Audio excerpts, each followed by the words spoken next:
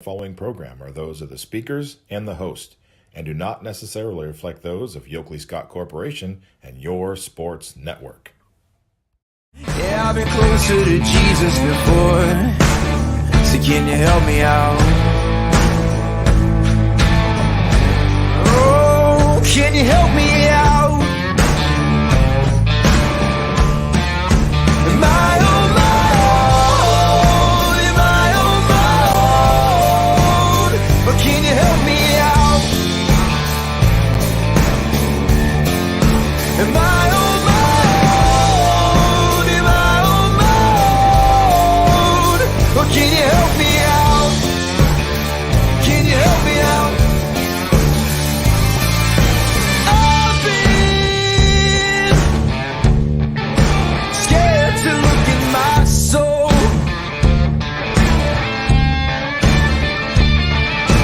I've been afraid I would follow the road. Yeah, afraid of the things I've been told.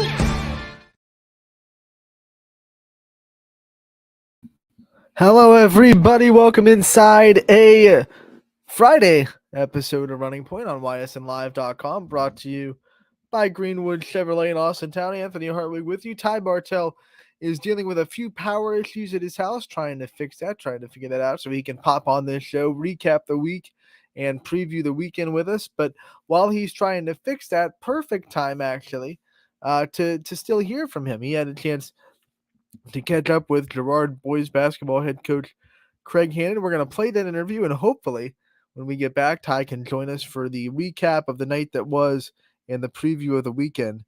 But first, enjoy this interview with Craig Hannon, the head boys basketball coach at Girard.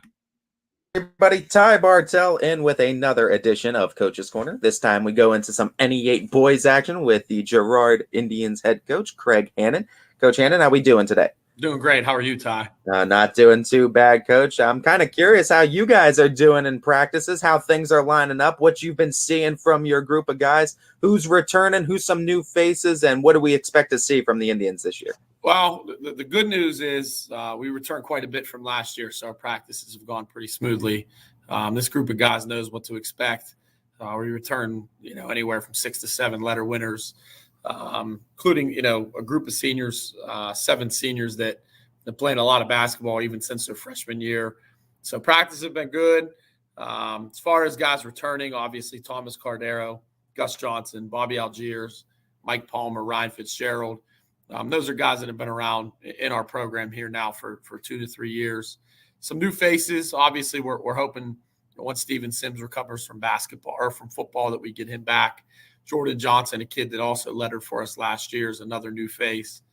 Then Noah Edwards and Chris Cardero, 2 guys off the bench, 2 juniors that I think could possibly help us. So a lot of guys have been in the program for a long time. Practices have been pretty easy to put together, and now it's just about cleaning it up and getting ready for that December 2nd date with Ursuline. When you talk about getting ready and just looking at what you got right now, what would you say are the strengths of this team going into the season? And what were some of the, weaknesses or things you wanted to shore up from last year going into this year that you want to see? Strength-wise, just our experience. I just think guys know where to be, what to do, what we expect.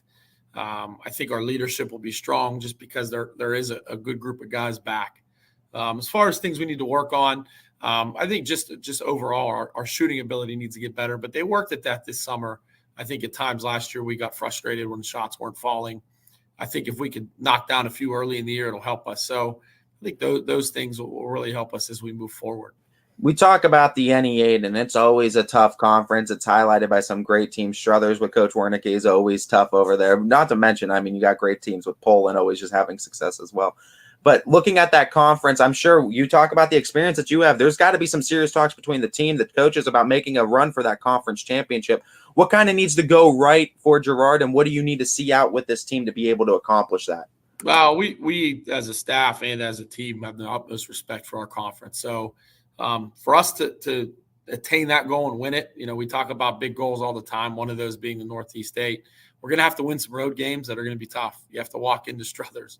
You have to walk into Poland. You have to go even games that are next door rivals like us, Hubbard, Niles, driving up to Jefferson, Go into Lakeview. I mean, these are hard games. So you can bank on winning your home games, but you're going to have to steal some road games along the way. And I do think that in order to win the league, you're going to have to win a few road games that maybe you aren't supposed to. You got to find the kind of tough-nosed athletes that are ready for that kind of competition. What are the things inside of the practices that you and your staff are looking for that determine if an athlete's getting playing time, if he's getting any starting minutes? What are those things you need to see out in an athlete to give them some time? Well, I think more than anything, they give us constant effort. I think one thing that gets you on the floor more than anything else is just playing as hard as you possibly can. And all of our kids, Girard always has had tough kids. This is my 11th season now, and I don't think we've ever really had a soft team. And I think our kids play hard. I think it's just in them. I think Girard's always been that way. So if a kid's trying to vie for playing time, they better play pretty darn hard, because the guy behind them and the guy in front of them are going to do that.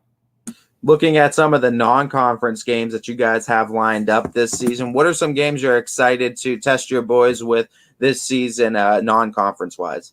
Well, I'm really looking forward to December 2nd with Ursuline. We had that opener last year. It was a great early season game. I think it'll be another one this year. They're Division II like us, so a possible tournament type team. Keith Gunther and I are dear friends, and we enjoy competing against one another. So I look forward to that one. We have not played West Branch in my 11 years here. We have West Branch late in the year. I think that'll be a great matchup for us. I'm glad Coach Brown reached out and wanted to play. Just a team that we have no familiarity with other than just seeing them on film or whatever. So those two, really looking forward to it. The rest of our non-conference opponents are teams we've played in the past. I think our non-conference schedule is as hard as anyone in the area. And we did that knowing the experience we're going to have back, just to get us ready for Northeast 8 play and Division II tournament play. I love what Coach Gunther does over at Ursuline, and I think that is going to be a great premier matchup to start the season. Talking about leadership-wise on this team, when you have a class of so many seniors, sometimes, there's one voice, sometimes it's many voices too. How does the leadership dynamic look on this team, and who's kind of like the voice that leads them, and who's kind of the guys you lean on for that leadership? Well, leadership can come voice or voiceless, and our no doubt our returning guy, that has led us in scoring the last couple of years, in Thomas Cardero, isn't a very vocal kid, but he provides so much in how hard he plays and how hard he works. And I think some of our other guys feed off that.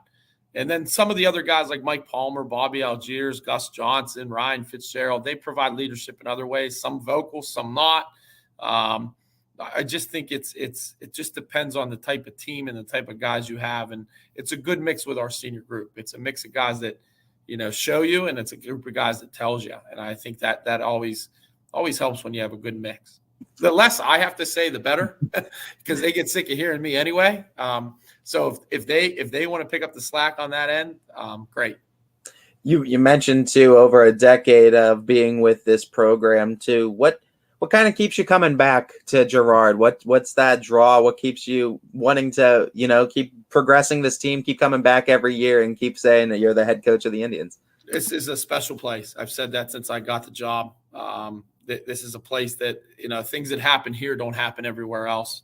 I've been so lucky and so fortunate to be hired here when I was hired, 11 seasons ago. And just that Girard kid, it's a special place. The people, the community, it hasn't changed. It's still the same people that have been around when I got hired. And I think that's really important and really special. And I've just so enjoyed being the head coach and representing this community. And it's been a great 11 years. Well, 10 going on 11. I look forward to see what this season has. But this is a really special place. And I don't think everyone understands that until you actually get in here and see it. I always like to give the opportunity for head coaches to shout out their staff and the assistants too, because I know a head coach is only as good as the staff he puts around them. So in saying that, shout out the staff, shout out some of your assistants, shout out some just big names in the program that you'd like to right now. Well, when I got hired, Phil Kilborn was my 7th grade coach, and he's still the 7th grade coach. He is a top-notch junior high coach, but he puts so much time in with us. Zach Fidesky and Joe Vivolo in 8th and 9th grade, 2 relative newcomers. Joe Vivolo is one of the best guys at getting a kid that maybe isn't thinking about playing or doesn't want to play and love it and enjoy it and stay in the program. And then at the varsity level, Mike Del Ben has 46 years of coaching experience. He's in the Girard Hall of Fame as a coach, as my top assistant. He is just as good as it gets. Everyone knows who Mike is. He's just been around a long time. John Cardero is our JV coach. His son Thomas and Chris are both playing for me. A good addition to the staff last year. He came on late for us, and a guy with a lot of experience. And then Pat Carden, he's a Struthers grad. He was an assistant at Springfield. He's with me for a second year, a guy that's most certainly going to be a head coach somewhere at some point in his life. But we're thrilled to have him with us. And, they do a lot of the work, even in practice, behind the scenes. And I don't think people realize how much assistants have to do and don't get to do the interviews and get their names in the paper and all the fun stuff. So anytime you can have a staff like I have, I'm very fortunate and very lucky. Talking about your coaching career in particular, who's had the biggest impact on you as a coach, or what's maybe the best bit of advice you've ever received that you kind of still take with you as a coach? I've been lucky. My Uncle Mark coached me at high school over in Union in Newcastle. And he's still coaching there, and obviously still my uncle, and I bounce a lot of things off him. And I've been really lucky to have him on my side since my playing career. I then went to college, played for Larry Ondeko at Westminster, and then coached with John Corey, who's a Boardman grad, coached at Struthers for quite a few years, and he was at Neshannock High School in PA and worked with him. I learned a lot from John on how to run a youth program, how to run a program from the bottom up. Then I did a year with Ken Grisdale at Poland, and I'm not sure there's a better name to throw out there, and learned about organization, how to plan a practice, how to keep everything in line. I've been lucky to it's like a jigsaw puzzle, man. I've taken pieces of everybody, including my staff that I have now, things that they've done in their past, and you put it all together and you figure out what works and what doesn't. It's been a really good mixture of guys and what they've taught me. And as far as a piece of advice, there's not really one thing I can say, but I know building a youth program and starting from that 3rd, 4th, 5th, 6th grade level was one of the key things when I got to Girard, and maintaining that. And I think that's proved, that works. You have to be able to build from the bottom up. And we've been able to do that here at Girard. How has your youth program fared through the COVID years? Because I know that's been kind of a point of challenge through schools of all sizes too. So that COVID year was kind of a turnoff to the sport. How have you fared through it? And what have you guys done, whether or not you have good numbers or not through that? What have you done to kind of regain that interest in basketball in the community? Well, I know during the COVID year, we weren't able to hold we hold the big league here at Girard with area teams. We weren't able to do that. We just kept the kids active and in the gym as best we could. We had a couple of days where our varsity kids were with the young kids, but it was hard. And I think everyone feels that. I think all sports feel that. Some of that interest isn't quite there, but you're trying to build it back, just talking with kids, keep their interest, keep them active as best you can. But yeah, it was definitely a challenge, and hopefully we never have to do that again.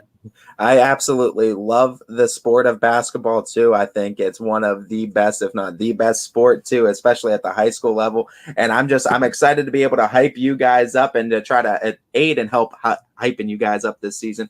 But I want to give you the chance to hype yourselves up, a little bit of shameless self-promotion, if you will, too. Tell the community why they need to get out there and support this Girard basketball team this year. Well, I think for the most part, we have 7 seniors that aren't going to be here next year. And they've been a group of guys that we enjoy. They're great kids. Since they were freshmen, they've always practiced well. They play their rear ends off. So I think if nothing else, you're going to come see a team that gives everything they have in that Girard uniform. And more than anything else, our schedule's good. The teams we play are good. And I think they'll be entertaining games. And I hope that we make this community proud. But more than anything else, that group of kids deserves a good last year here in a Girard uniform. So if we could get great crowds, more for them than anything else. It is a place that is special, as Coach Hannon would say, too, and you need to get out there and see it in real life, too. Get out there, support Girard this season, and if you can't, you could find some Girard Indians boys basketball games on ysnlive.com for completely free, thanks in part to our wonderful sponsors. This has been a first edition of the 2022-23 Coach's Corner with Girard boys basketball coach Craig Hannon. Craig Hannon, the head coach of the Girard boys basketball. He was joining us live on the show. Let's see if Ty figured out the power issues that he was having. He's popped in the the green. Oh, he's looking like he's on the poltergeist. What's up, Ty? Little bit dark too, so we're gonna hope either power kicks back on or laptop makes it the full ride. But we're here for the ride right now, my friend. Whatever it takes to get you on the show, Ty. Right? You love being here. We love having you. Yeah, love talking about area teams too, especially during the basketball season. So, all right, obviously, we just got to hear you with Gerard's head coach Greg Hannon. You got to have that conversation with him. They got the win over Camel on Tuesday. What were some of your takeaways from that conversation? I mean, just another one of those great area coaches, and the NE8 in particular is full of them on both sides of the basketball, boys and girls too. He's one of those guys that's a diehard for that community. He's a diehard for those kids in that program, and he's one of those guys that always wants to put the best foot forward too and build and keep that tradition there at Girard too. And it's a special place. He's a great guy too, a great coach that's had some influence on some coaches in the area too. He's been doing it for a little bit of time now too. So that's the thing with NE8 too. They've always had these longevity coaches. It seems like a lot of them have. A lot of those teams have had coaches there for some time. All right, let's recap last night. Ty, go over the scores. I know you weren't at a particular game last night, so we'll just start with the one I was at. Poland was able to beat Girard by the final score of 42-22 to open NE8 play. This was a big one for Coach Blanche because there was a lot of talk, in the offseason, Ty. Poland's going to be down. Poland's going to be down. Poland's going to be down. Poland's heard it. They have some bulletin board material in their locker room with some standings that had them not at the top of the NE8. They heard it for sure. And they just wanted to come out and make a statement like, hey, we can still be top dogs in the NE8. It doesn't matter. And that's what they did last night. They kind of shut down Girard's offense, and they scored enough. It's exactly what they're designed to do. That's what Coach Blanche has designed them to do. And I got a chance to listen to that post-game interview you got to do with Coach Blanche too, and he really he focused on that transition defense. I mean, them as a team, they focused on that transition defense. They focus on the hustle plays. They focus on the controllables. And he mentioned, too, having a lot of that similar type player, too. And you got to work with what you got. You got to work with what you're good at. And that's what Coach Blanche, I think, arguably has been one of the best coaches at over the last 10 years, is just taking what you got and working with it. And making success with what you got too. And that's the hardest challenge with basketball players. And I think, or basketball coaches rather, you see too, is that a lot of coaches, you hear that talk of, you got to play to your strengths. You got to coach to the strengths of that particular team. It's a lot easier said than done. And sometimes you see those coaches try to build a system and fit the players into the system too, where it's got to be a little bit of give and take. You got to fit the players to a system that's going to work where their play styles are going to thrive.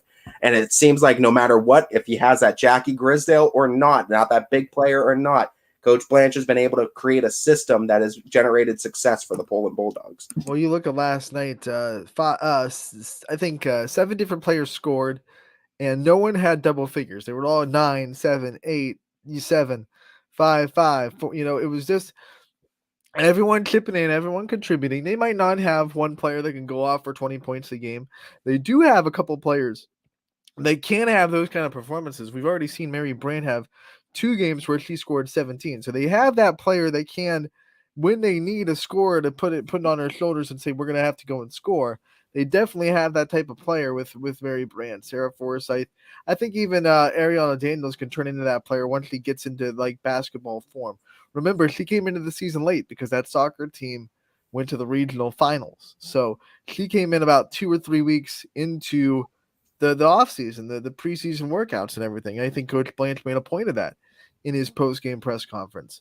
So I think she can be someone that can take some scoring as well. She led them in scoring against Boardman with 10, just to back up my point. So yes, Poland has a couple of players that can go off on a night, but it's not one of those situations where they have to have someone go off for 20. They have to have someone go off for 25. Like if this person does not score X amount, we probably won't win the game. It's not one of those teams this year. They definitely play as a unit, and I think that's always been one of Coach Blanche's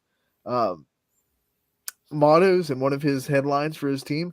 It was just overshadowed by the fact that he had girls that could go out and score 25 a night, but they were still, if you watch them with Jackie Grisdale, they played the same way. They played together. They had balanced offense. They had other players contribute in the offense. So, that's always been his team's staple. I think that it's just been overshadowed by really talented scorers that he's had in the program in the past. And I mean, it's you got to coach to a system and you got to coach to a program, because a program's always going to last longer than the player, right? No matter how good the player is, the program is always going to be here when you guys aren't. And that's what Coach Blanche has always coached to. And that's why that program seemingly finds success every single season, no matter the names that are a part of it. That's why we said it preseason when we were talking about the NE8, we said it's Poland's until it's not. Right, they've kind of earned that right to have that kind of respect with the domination they've had in the NE8. Only 2 teams have beaten them in NE8 play: South Range once and Struthers once. That's it. They've lost 2 NE8 games since its whole conception. Yeah, and that's another matchup too, because Struthers is another matchup we're going to be looking forward to this year to see if they could step up to it this time once again to try to take a game from Poland. Poland plays Salem on Saturday. Oh yeah, let's go! That's a big game. Yeah, that'll be so fun. Excited for that one. Salem's in that kind of same boat too, where the players that they lost, the seniors that they lost from a year ago, everyone was kind of saying the same thing. Oh, Salem's down year. This is going to be West Branch's year to take the league. But I tell you what, Salem's certainly putting up a fight. How about Alliance too? Props to Alliance girls basketball for building that program up over the last couple of years, because Alliance is a very formidable opponent now when you schedule the Aviators. They got their first win over West Branch since 2009 on Wednesday. Huge. And not to mention, look, you can say West Branch wasn't West Branch. Like they obviously, Sophia Gregory's out for a little bit, and they're trying to find an identity. I talked about that yesterday on yesterday's show. But at the same point, you're still beating a team that's coached by Walter Shields, and that is in itself a high feat. And you beat him for the first time since 2009.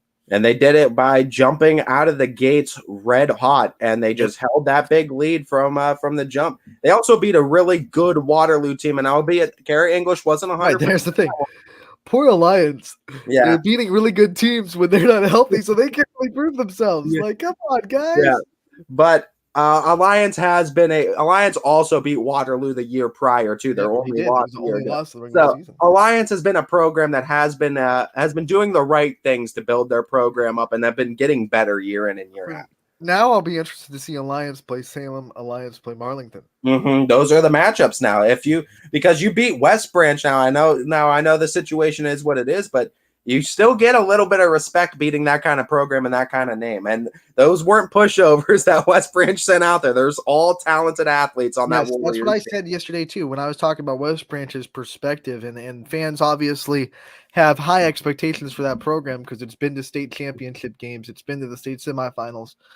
Don't panic yet.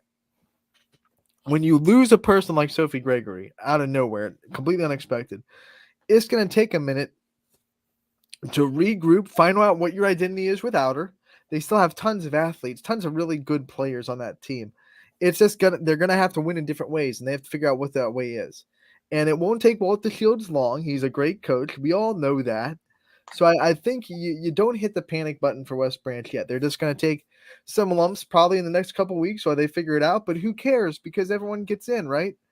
So if you figure it out by January and you're striving in February, who cares if you lost a handful of games in December? Like at the end of the day, everyone wants an EBC championship. We get it. You want to go, you want to beat Marlington, you want to beat Salem, you want to get that EBC title because it's such a good conference.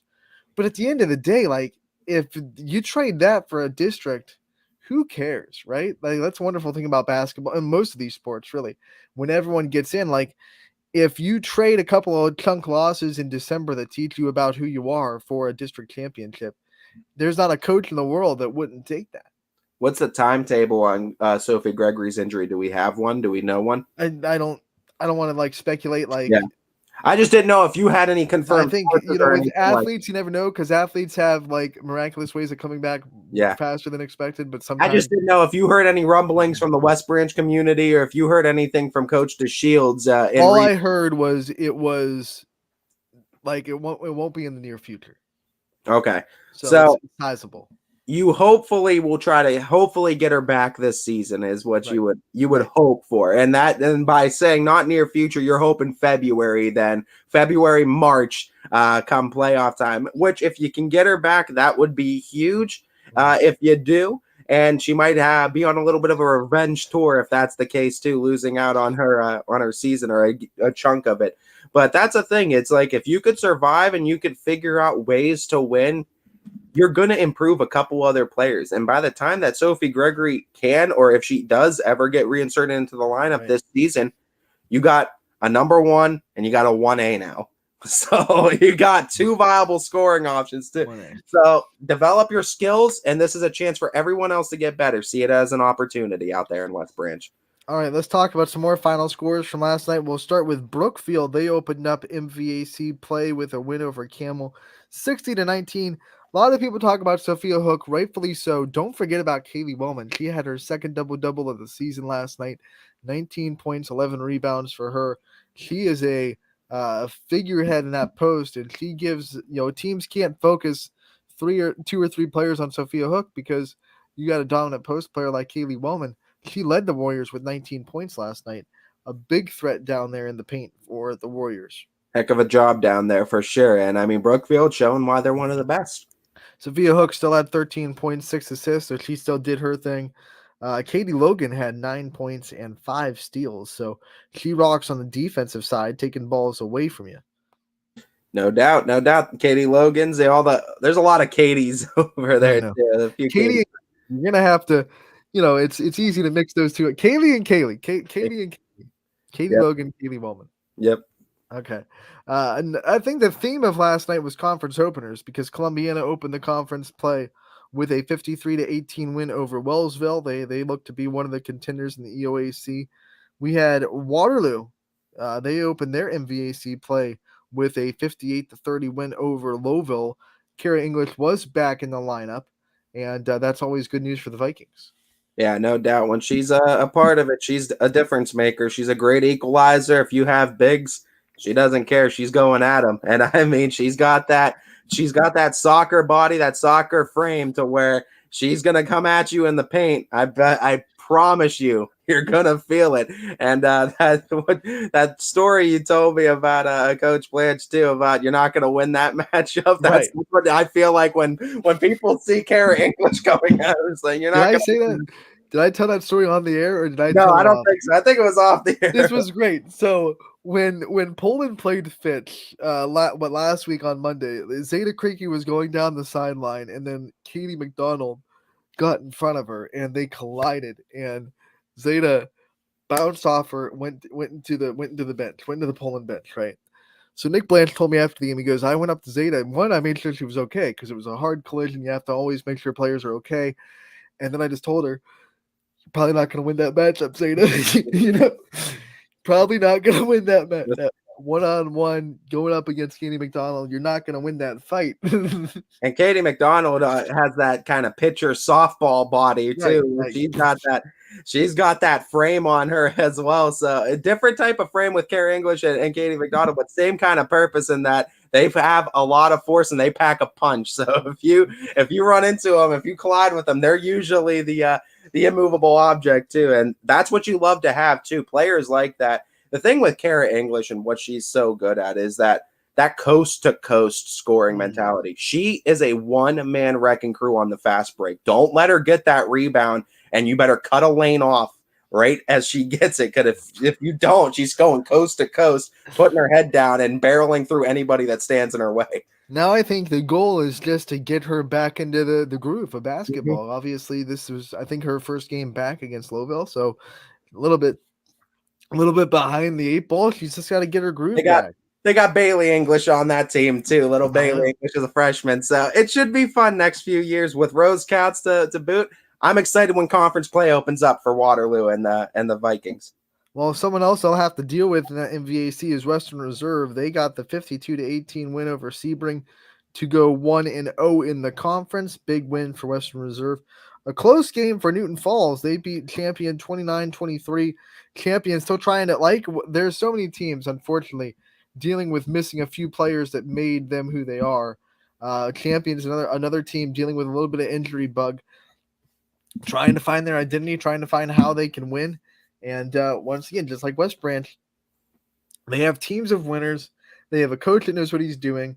Don't hit the panic button. Like, they're just going to have to go through some lumps in the month of December.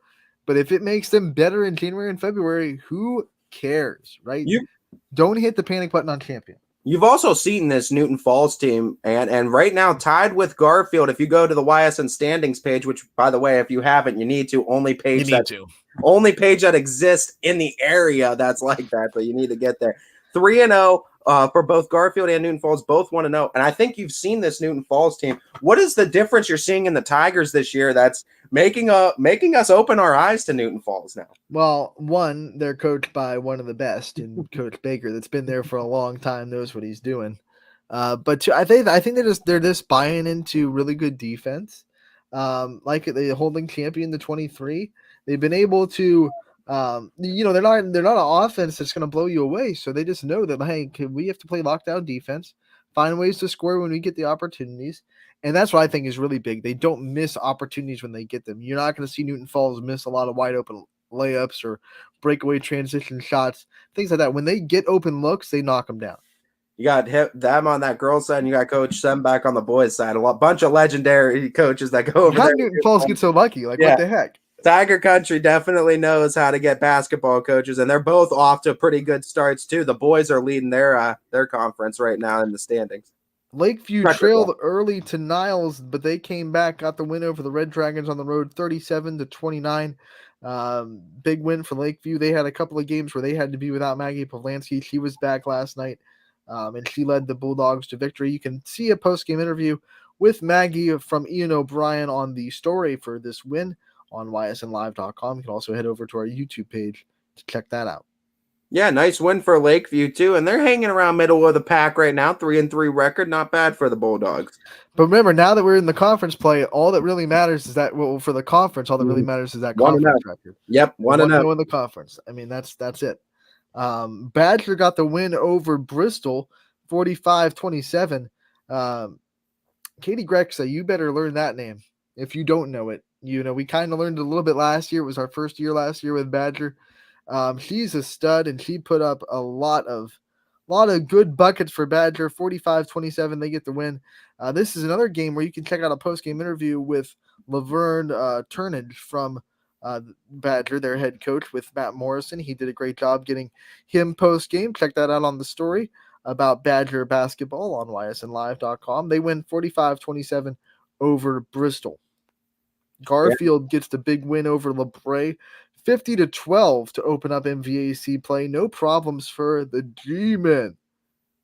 Should be a fun conference once that all concludes, as Garrettsville Garfield looking for our conference crown after coming up just shy a year ago. Remember when we talked about the balance of Poland's offense? Garfield the same way last night. Laura McCoy led with 11, but then Mandy Cardinal also had 11. Madeline Shirkey had 10. And then you had two players with 6. So 1, 2, 3, 4, 5. 5 players scored at least 6 points. And I mean, Coach Gilbert, another one of those really great coaches too, that knows how to distribute that ball and make sure it's moving amongst all players. As another team, people came in low. Okay, you lost to Siemens. Okay, you lost Kenneth Smith. What are you going to do? What are you going to do? What are you going to do? We're just going to go play Garfield basketball. We're going to play really good defense. We're going to have a unit on offense come at you from different angles, have different players that are good at scoring in different ways. Good luck stopping us. That's what good programs do. Talking with Coach Gilbert too about it, he'll even tell you himself too. He talked with me about the way they started last year, and if you remember, Ant, they were in trouble. They were in trouble. They had a rough start last year. They kind of had to find themselves. They had to go through a little bit of an identity crisis before they even had the great season. 19-7 they ended up with, but they started off with that loss to West Branch, and they actually started off, I think, 3-5 on the campaign. Remember the turnaround? Turnaround was in the Christmas tournament at South Range. Fort Fry beat them on a buzzer beater. They came back the next day and beat Nordonia up. Like beat that team to a pulp, and they ran away with the season after that. Yeah. And, this is a team this year. They're on a pretty nice streak to start the season, too. And this is a Garfield team that has a lot of talent that is coming back this season, some new faces as well. But, with the new faces that are coming in, they're contributing, and also new faces that come in from the middle school up, like Mandy Cardinal. Like, we're seeing Mandy Cardinal. Not only she had a great volleyball season, she's transitioning this into the basketball season now. First game of the year, I saw a highlight of her, and I said, okay, she's the real deal. She took a ball, rebound on the baseline. She went coast to coast through a couple of defenders, just weaved right through them and got a layup. And I said, okay, that's it. That's all I need to see to believe in that girl right there. And then Madeline Shirky brings it all together as that seniority-led point guard. Has some height, too, to herself as well, so she can go and get her own with points. Setter, point guard. I'm surprised she's not a quarterback, too. I mean, get all the assists that she can, too. 1,500 in volleyball, and she's going to get a bunch in basketball as well before her career's done. I'm excited for Garfield, Brookfield, and then Garfield versus Crestview and those kind of matchups down the line in the MVAC grade tier. Yeah, no doubt. Those ones are always fun matchups. East Liverpool gets the win 64-33 over Edison. We have Springfield, the team that also Waterloo was going to have to contend with in that MVAC Scarlet tier. They had the win 58-24. Son Matese beats Father Matese. In a pretty big way. Bragging rights. Yeah, pretty big way there, too. And, I mean, congratulations to the Tigers, too. They want Waterloo. They want revenge, too. They remember Maddie Lesnack being just inside that three-point line by about a foot and missing that game. That was a thriller. Game winner or game time. It would have been game time because she got the two when they lost by one. Yep. So I mean, they're thinking about that. That's Maddie, if you're listening, we're so sorry for bringing up that memory. Yeah. Don't block it out. It didn't I'm not telling her forget about it. She still went right up and she like a dog shot it right in the face of the defense, nailed it down. Just unfortunately not in the right spot on the floor too. Could have been a little bit further behind, but I mean, that's a team that is bringing back a lot of experience. They're hungry. I cannot wait till Vikings Tigers square off again, but I can't wait for some of these other conference matchups. But that's a good one. Anytime the Mateses go against each other, it's a good matchup. Until last year, John Matese had never beaten Tony Matese. Mm-hmm. They played each other a lot. They played each other when he was at Middle Ridge and Tony was at South Range. He could never beat his father. But last year he did, and this year he does emphatically 58-24. Nice win for the Tigers. Tony still has, the 500 wins to snap on him. Boom. Wait till you get to 500, young blood. Just wait. The trip to state title too. This trip to the state. Hold on, young blood. Hold on. 62-27. Struthers gets the big win over Jefferson. They're starting to catch some fire. They got off to a rough couple games to start. Lost to East, but now they beat Chardon. And they just smoked Jefferson. Great offensive performance. Struthers starting to find themselves a little bit. And that could be dangerous for the NE8. They're right there. I mean, 4-2. Poland's 4-0, but they're both 1-0 in the conference. And until those two cats and dogs battle, you can't call it anything else. It's Poland until it's not. But Struthers does have a little bit bragging rights because they could say, you didn't take both games from us last year. We got that one. We're even 1-1. We'll see what happens this year. It's going to be a fun matchup when those two lock horns. South Range found themselves down by as much as 12 to Hubbard, but they clawed and fought and found a way back. They win 37-34 to open up NE8 play. Trying to just find ways to win this year is going to be the Raiders' mantra, and they're going to try to do that. And obviously, we talked about it's Poland's until it's not. It's always been South Range too. Like no one has been able to beat South Range twice in a season other than Poland.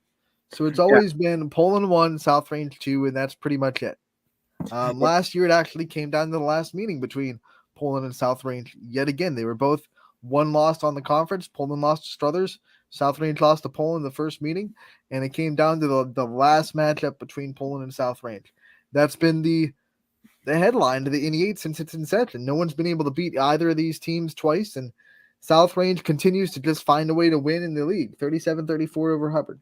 Yeah, see if they can keep up that same success going into teams like Struthers. I mean, Struthers is the team that has a lot to prove this year, but with every win, they could definitely prove people wrong. obviously, South Range, first 2 games, you could tell their offense a little bit struggling to score. Even in this one, 37 points. Offense is struggling to find, a groove. But sometimes when you get the result, you get that first win, you get that result. Okay, because a lot of these players are new to being this. They have to have a lot bigger roles in varsity, right? The last 2 years, you saw Lexi Giles on this team, you saw Mallory Vidman on this team. The year before, you saw Izzy Lamparty on this team. So now they're kind of used. They're okay. We have to be a little bit bigger roles. We have to play bigger. And I think once they get the win, the confidence in their ability to do that starts to grow a little bit. So hopefully for the Raiders, that win can get them a little bit more okay with accepting those bigger roles in the varsity level. Yeah, I mean, it's going to be a case where if you don't accept it, you're going to find out the hard way. This is because they have athletes. Like, they have players that have excelled in other sports as well. Madison Data, we know her from softball, and she had a great volleyball season as a middle blocker. Obviously, Emma Cunningham, we've known what she's been able to do. Had a couple of games last year where she went off for the Raiders. They have basketball players in that program. Devin Sauerwein's there. They have a couple of freshmen that are coming up that look pretty good that I can't wait to see. So South Range, I think they just got to find confidence in themselves to be without those big names that they had the last couple of years. A comeback victory like that will definitely create some for sure.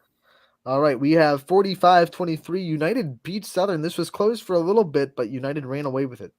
United still queens of the conference, and they will be until someone tells them they're not. And I mean, that's just you better show them they're not. Don't just tell them. And that's the thing. United, they show it night in and night out. They don't need to hear the talking. They don't need to hear the outside noise. They just go out, they perform, they do, and they win the EOAC. That's eat, sleep, win the EOAC, repeat. That's United's mantra. They did a wonderful job putting a cap on Ashley Schroeds for Southern, keeping her in check, and obviously that was a big key in slowing down the Indians' offense. So 45-23, United gets the win in the EOAC. Last score of the night came in Louisville. They were able to beat Howland 54-41 in a battle of the Big Cats down in Louisville. Leopards earn their spots. I really love what Coach Kudo has done since coming back to this program. And if you want to talk about one of the most inspirational guys, and just I love talking with the guy. And I mean, all the players that under Coach Kudo will say too that they just feel inspired by him. He does a great amount of work for that program, and the kids love him. And he's really, now that they had that season last year where he got the call in the last minute on a golf course. Said, yeah, I'll be the coach this year. Like, that's the most major league movie. Like, I have some windows I got to think about. Well, I love that guy. You could be a stranger to walk in that gym. He would give you the shirt off his back. He doesn't care. Absolutely. And he'll tell you the entire history of the gym while he does it as well. Hey, let me tell you something real quick. I mean, the guy's incredible too. The kids love him, and I'm excited to see what Louisville can do now that they had that season with him last year. They had a whole off season with him now. That was a good team last year. It's a great community behind them. Let's see what Louisville can do. Big win over Howland for sure. They have a three-headed monster in Heron, McGlitch, and Barwick that is this tough to contend with. No doubt. And I mean, they definitely have their scars from last year and how it ended. Yeah, and they want to that was tough. Yeah, they want to build on that. They want to have a deep playoff run that they think that they're capable of having.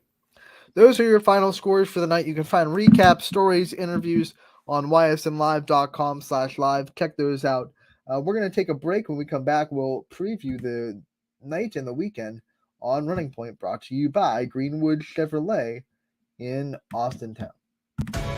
21 News delivers the news as it happens, using the latest technology from where it happens. Live here outside the Mahoney County. On air, online, Wednesday afternoon weather update. Very dangerous. and on the 21 News social media platforms. I'm on the road right now. 21 News, the Valley's only locally owned source for trusted news since 1953.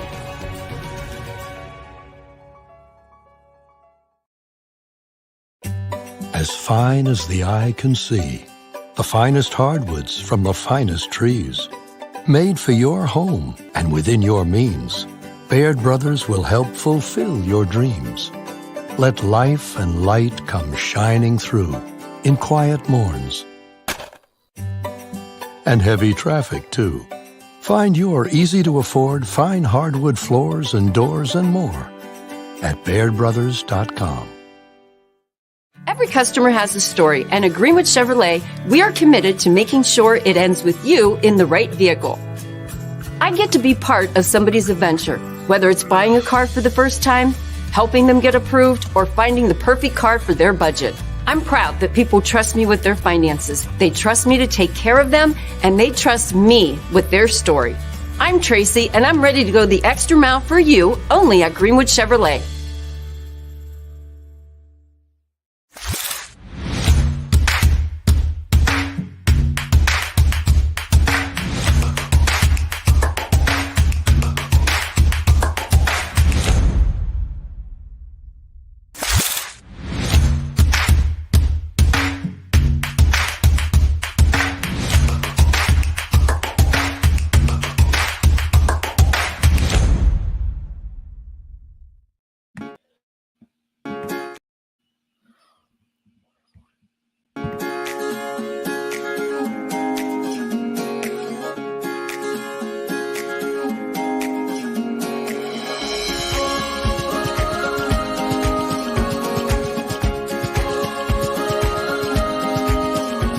Locally owned and operated, Sheely's relaxed shopping experience means browsing and lounging is always encouraged.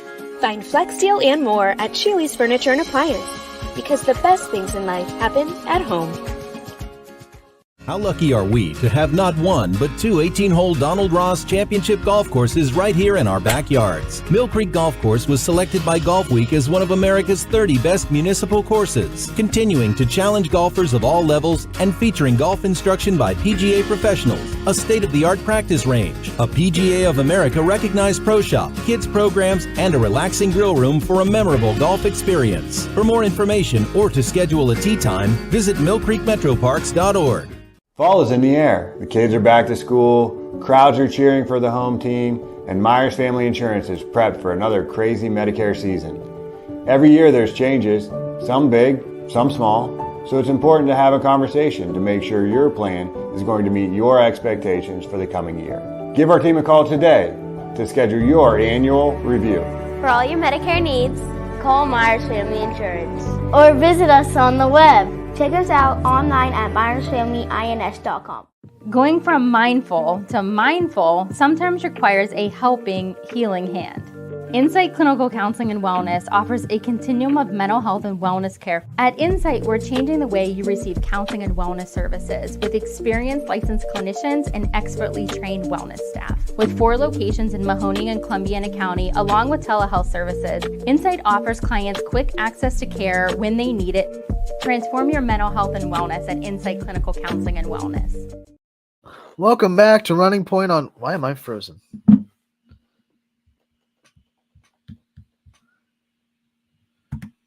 There we go. Okay, I'm sorry. I was frozen for a minute there, but I'm back. My video was frozen. I freaked out a bit, but we do have games on the network tonight to preview. Ty, we'll start with the first one. This is in alphabetical order from the away team. Archbishop Hoban coming to Liberty, 7 o'clock. Jamie Thompson on the call. Hoban coming into town, coming into Youngstown. You're muted. This will be a wild matchup to see if Liberty, I mean, that's typically one of the best of the best in the state. So if you want to test yourself and you want to see what you're made of and how good you are, no better team to go up against than Hoban, right, on the girls basketball or on the boys basketball court too.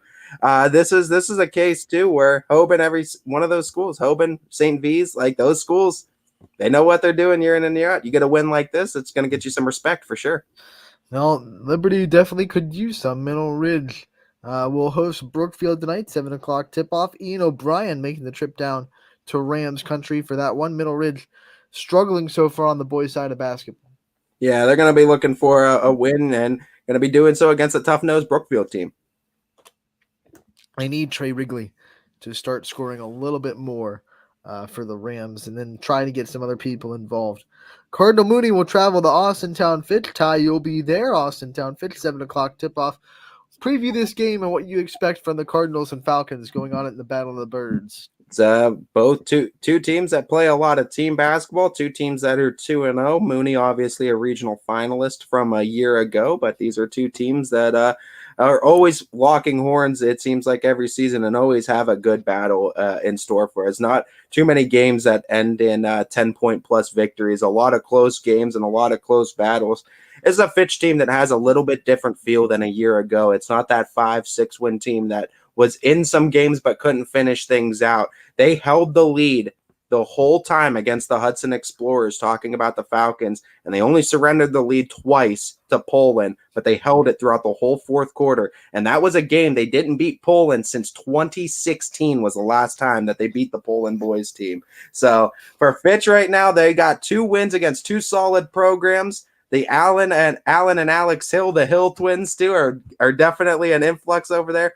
But they're going up against a really good team in Cardinal Mooney, and Kerry Palermo is another one of those great coaches that gets the most out of his teams. I'm expecting to see a good team basketball on both sides, a lot of ball movement. It's always a fun game when Cardinals and Falcons square off. You know, that Poland game, it was one where Fitch could never run away with it, but they also never let Poland back into it. Mm-hmm. And I mean, when Poland did get the lead, it was a brief 1-2 point lead. Falcons tied it right back up. They never let Poland take it and run away with momentum. And it says a lot for how young that the Falcons are this year. All right, next up is Chalker heading to Badger. Matt Morrison will be on the call for that one. 7 o'clock tip-off from the Badger Braves, boys basketball team that they can play above the rim. I don't know if you've seen the highlights. They've been swarming over social media. They can play above the rim down there in Kinsman. They need to change Duncan's name to a K in the middle. It's because he's serving up coffee fresh too in the form of yams. He's dunking it, that's for sure. He's definitely that was a heck of a dunk by Duncan Moy, no doubt. Just dipping that Dunkin' Donut into the rim. just donut in his hand. He's got to get a sponsor. Gotta get it. Let's go. Badger runs on Duncan. Let's go. That's it. Gotta get a player profile now and use that for it. Cheney will travel to Howland tonight, 7 o'clock tip-off there. Noah Ricks will have the call for Dark horse matchup for a good one, man. This is a Howland team that went deep last year, and Cheney's Cheney once again. So this will be a fun basketball matchup tonight. Howland hasn't been beaten yet, if I'm not mistaken, on boys' side. And this was a Howland team that was kind of flying under the radar last year and then put it all together in the playoffs, beat some really good teams on the way there too. Columbiana will travel to Wellsville. Coy will have the call there for you. An EOAC action, 7 o'clock tip-off there. Can anybody knock off the Tigers this year is the question. Indian Creek will be at Beaver Local. CJ Schroeds will have the call for you there. Lakeview travels to Poland. Poland students taking care of that one. The last time they had a broadcast, all it did is go into double overtime with Howland. So anytime those kids get on the mic, you know a good game's coming. Yeah, Poland's looking to get their first win in NE8 play too. NE8 conference opens up for both teams. Letonia travels to East Palestine. Tim Figley on the call for that one in the Bulldogs house. Letonia, the Boardman, Donnie Riccatelli on the call. That's another good one. Letonia will look for some revenge on EP after the football season, and Louisville Boardman. Louisville's a great program. I love what Coach Siegfried does over there. I also love what Coach Birch does over there in Boardman, as Boardman looking to bounce back after dropping one. Two really good coaches coming together, and that's going to be a fun one, like you said. Minerva travels to Salem. It's going to be Wesley Daly on the call in the Quaker Crazy Gym, John Cap Gymnasium, 7 o'clock. The Cap. Can't wait. Niles travels to Girard. Matt Mayer going to be on the call again. The last Girard game was a thriller against Campbell. Girard pulled away late to make the score and maybe not indicate it was a thriller. But if you watched it throughout the game, it was back and forth the whole time. Niles is a sneaky team, so they're looking to go into Girard, maybe make some noise in that NE8.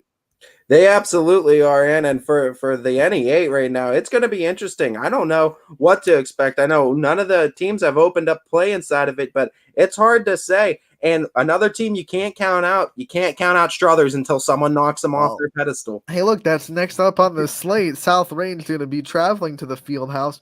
South Range are opening the season with 4 straight road games. They're not home until next Friday, but they're away tonight at Struthers. They started off really good against West Branch and then kind of didn't finish well. So they want to finish this game and play a complete 4 quarters.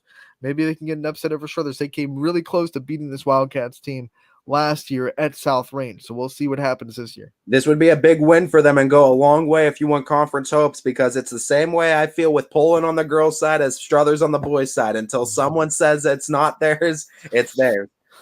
Crossover MVAC battle tonight in Crestview as Springfield will travel to the Rebels country, and I'll be on the call for that one. Tigers Rebels should be a good one. 7:00 tip off there. What a matchup that's going to be, no doubt. I can't wait until those two teams square off.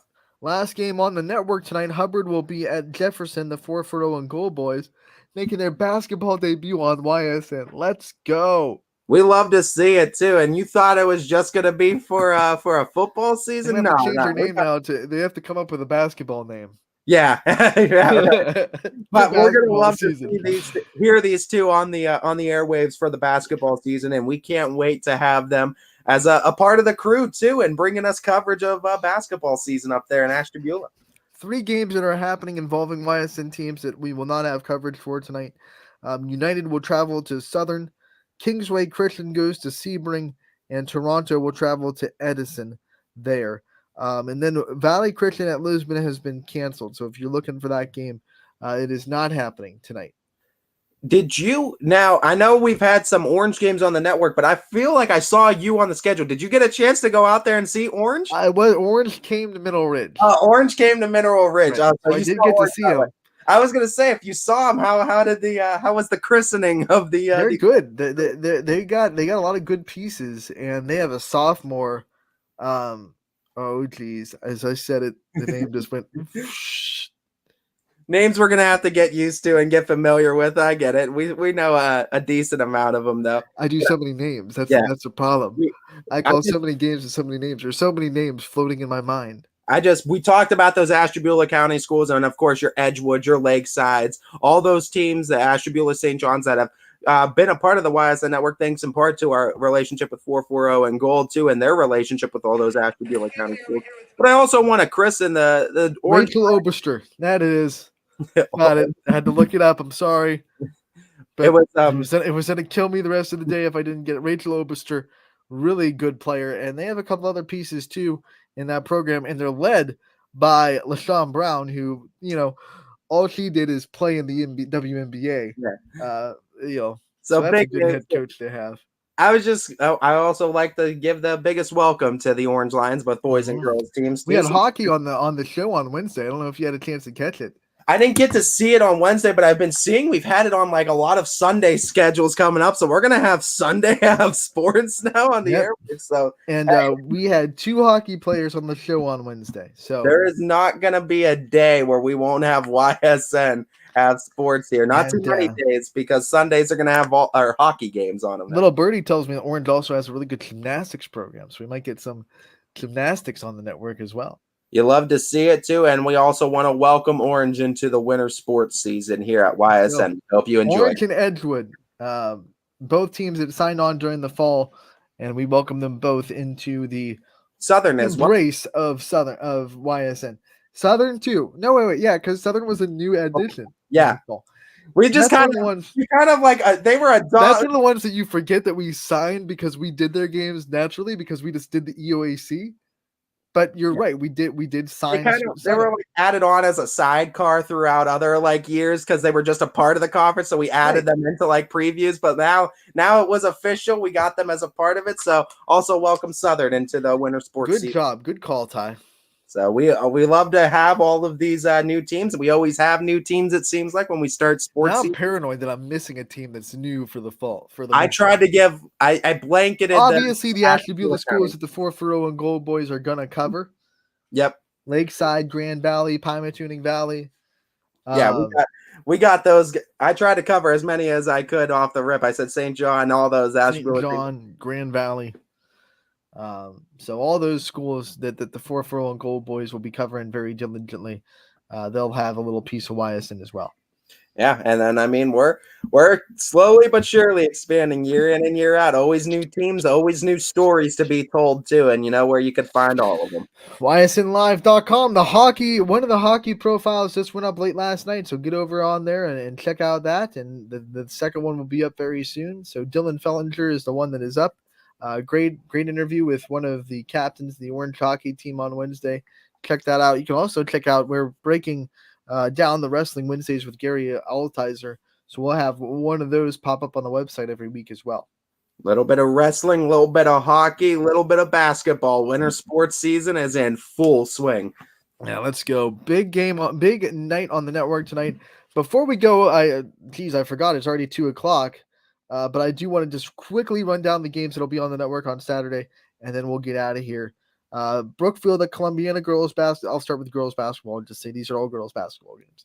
Brookfield at Columbiana, Crestview at East Liverpool, Cardinal Mooney at Boardman, United at Ursuline, Carrollton at West Branch, Stowe Monroe Falls at Canfield. That'll be a great one.